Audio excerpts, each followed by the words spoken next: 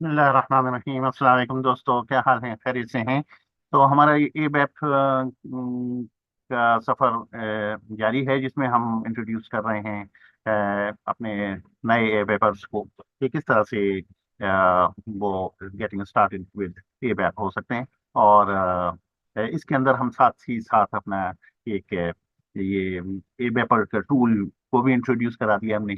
तो उम्मीद है आप सब इसको एंजॉय कर रहे होंगे। ये मतलब ऐसा कंसेप्ट है जो कि हमने खुद अपनी लाइफ में एक्सपीरियंस किया है इसको।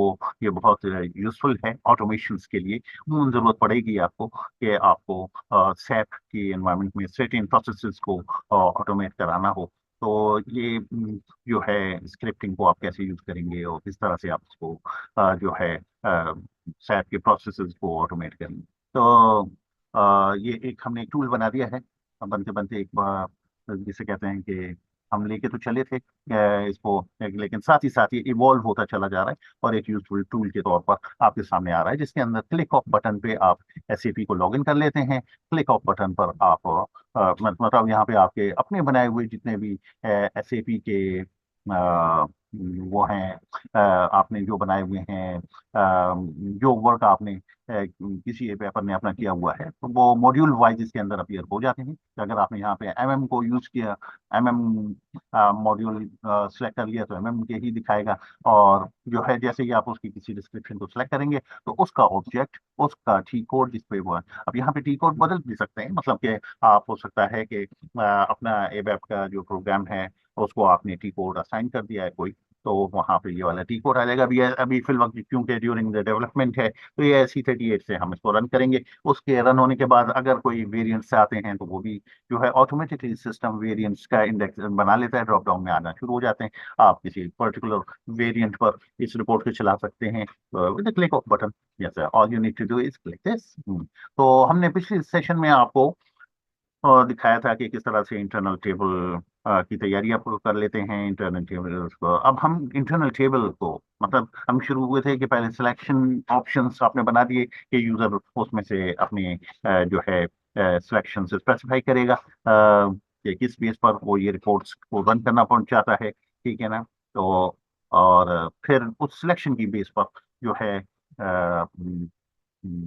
जो है वो डेटा इंटरनल टेबल में आएगा। इंटरनल टेबल में जब वो डेटा आ जाएगा, तो फिर हम एक आउटपुट के लिए बिल्ड कर देंगे डेटा को, और उसको फिर हम ALV रिपोर्ट पर आउटपुट दे देंगे। ये हमारा सफर है। ठीक है ना? जिसमें से काफी कुछ हम कर चुके हैं। इस स्टेज तक हम आ गए हैं कि हम जो है अब इंटरनल टेबल में डेटा को लाना सिखाएं। ठीक है? तो लेट्स गो टू SAP। तो हम जैसे इस पे क्लिक करेंगे, आप देखिएगा कि ये आपको जो है SE38 पे डायरेक्टली ले जाता हुआ आपको दिखाएगा।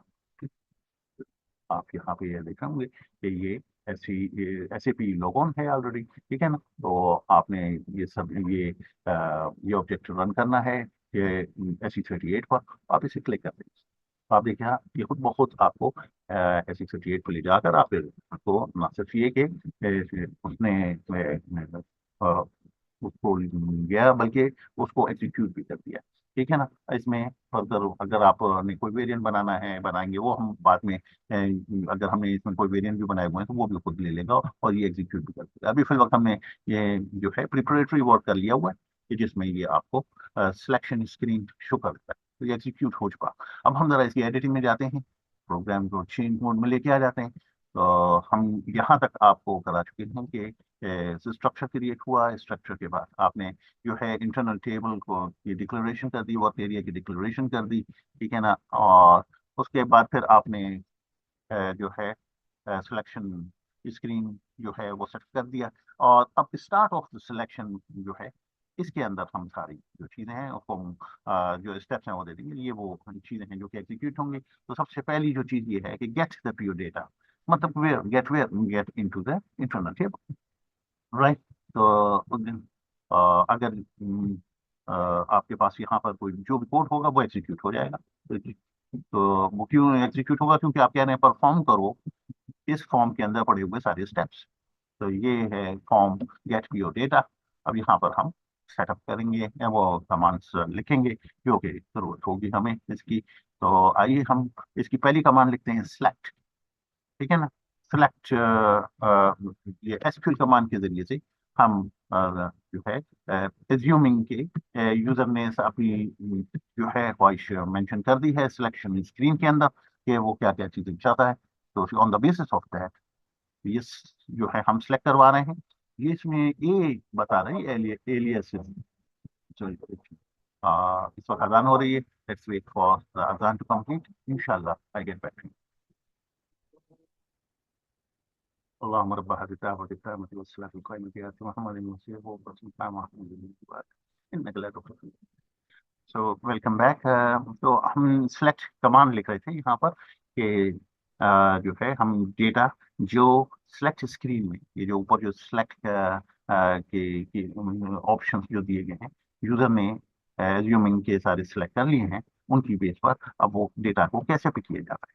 ठीक है, तो पहली चीज ये है कि हमें क्या क्या चीजें चाहिए, हमें ये चीज़ चाहिए। ठीक, ओके, उसके बाद हमें क्या चीज चाहिए है, हमें ए ए और टिल्ड जो लिखा है इसका मतलब है एक तो टेबल ए से आएगा, ठीक है ना, ये यकीनन हेडर इंफॉर्मेशन से होगी, हेडर टेबल से आएगी जो कि है ई के ओ, और ई के पी ओ जो है जिसमें आइटम डिटेल्स हैं, जिसमें क्वांटिटी, यूनिट ऑफ ये वो दूसरी सारी चीजें, नेट प्राइस, ठीक है, ये सारी चीजें जो हैं ये आइटम डिटेल्स से उठ के आ रही हैं। ठीक है, ठीक है, अब हमें यहाँ पे बताना है फ्रॉम की क्लास।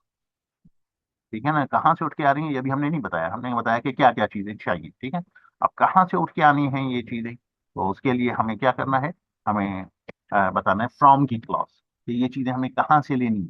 ठीक है, तो ये कर लेते हैं फ्रॉम ई के ओ। ठीक है, अब ये एज ए जो डाला है, ठीक है ना, तो हम छोटा कर लें बेहतर है। ठीक है, और ये एज बी हो जाएगा। ठीक है, तो ई के पी ओ जो एस बी है, ई के ओ जो हेडर इंफॉर्मेशन है वो जो है ए है, और अ, जिसमें हम ये जो कंडीशन ऑफ ज्वाइनिंग बता रहे हैं कि जो purchasing document that is equal to is matching in both the tables A and B में, दोनों मैच कर रहे हों। ठीक है, और भी फर्दर आपकी ज्वाइनिंग की चीजें हो सकती हैं, वो आप यहाँ पर दे देते हैं। आप वंस ये चीज अचीव हो गई तो फिर इसको क्या करना है, ऑफ कोर्स हमें टारगेट करना है इसको कि ये चीजें ले जाके किधर रखनी है। तो हम कह रहे हैं कि इसको इनटू इनटू यानी इनको सिलेक्ट करके जो है मूव कर दो किधर, into the corresponding fields of the table, of table items. ठीक है, जो आईटी लिस्ट हमने ऊपर बनाई है, जो इंटरनल टेबल बनाया है इन उसकी कॉरेस्पॉन्डिंग फील्ड्स में आप डालें।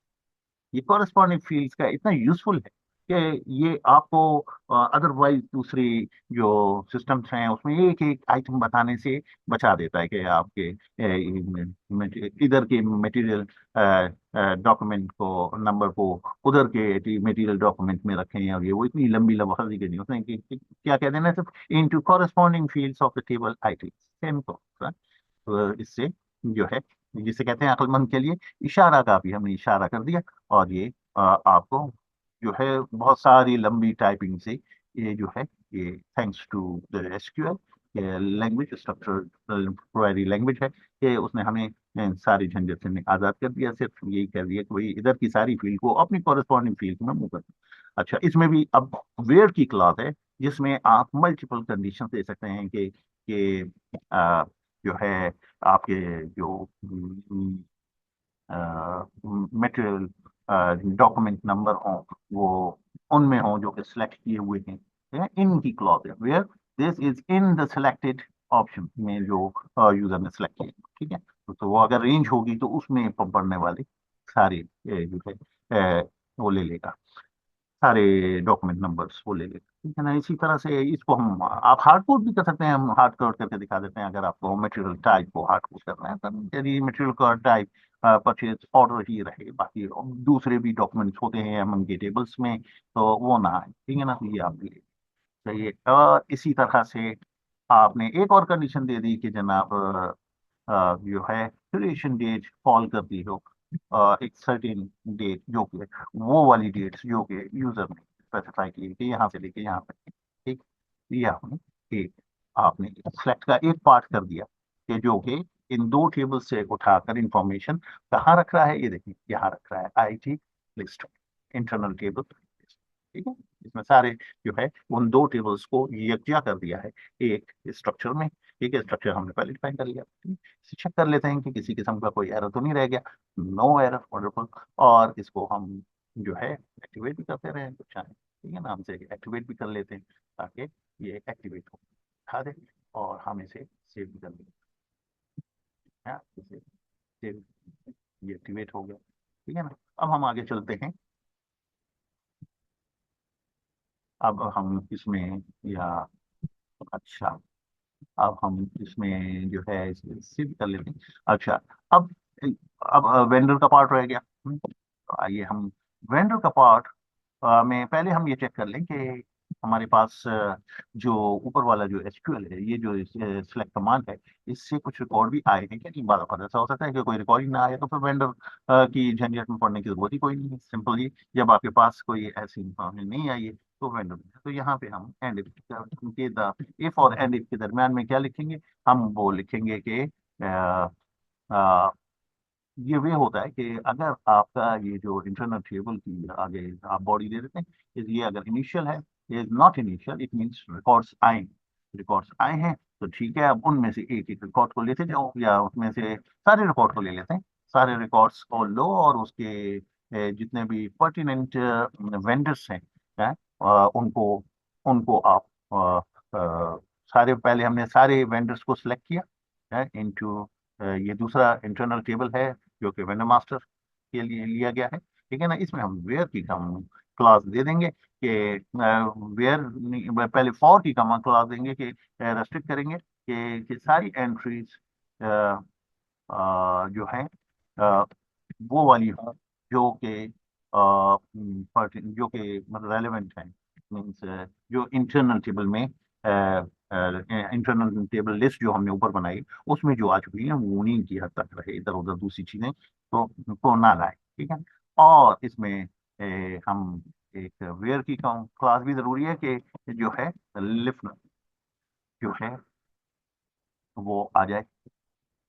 हम्म, हम यहाँ पे वेयर लिफनर, लिफनर क्या है, वेंडर का code, the code of vendor is equal to जो कि IT लिस्ट का जो लिफनर है उसके से मैच कर रहा हो। ठीक है ना, वो वाली सारी रिकॉर्ड्स यानी relevant records from the vendor master वो अवेलेबल हो जाएंगे, वो अवेलेबल हो जाएंगे इस तरह से। तो हमने जो है वेंडर्स के रिकॉर्ड्स भी उठा लिए, हमने ये भी उठा लिया। यहाँ पर हम एक फुल स्टॉप लगाना भूल गए, यहाँ पे ये लगा दिया। ठीक है, और इसको हमने प्रिंटर भी कर लेना है ताकि देख लें हम कि किसी किसी ये, और इसे चेक भी कर देते हैं कि कोई एरर तो नहीं रह गया। कोई एरर नहीं है, इसे एक्टिवेट कर लेते हैं। ठीक है ना, तो हमने इंटरनल टेबल को अपडेट कर, इंटरनल टेबल जब हमें रिकॉर्ड्स जो हैं वो इस तरह से आ जाएंगे। और फाइनल स्टेज जो है वो हम आपको इसमें आगे बताएंगे कि किस तरह से डेटा को बिल्ड करना है आउटपुट के। इस स्टेज पर जैसे हमने ये परफॉर्म किया, यहाँ तक हो गया कि हमारा जो है डेटा उठ के आ गया है, तो गेट डेटा हो गया। ठीक है, the next job is to build the data for the out.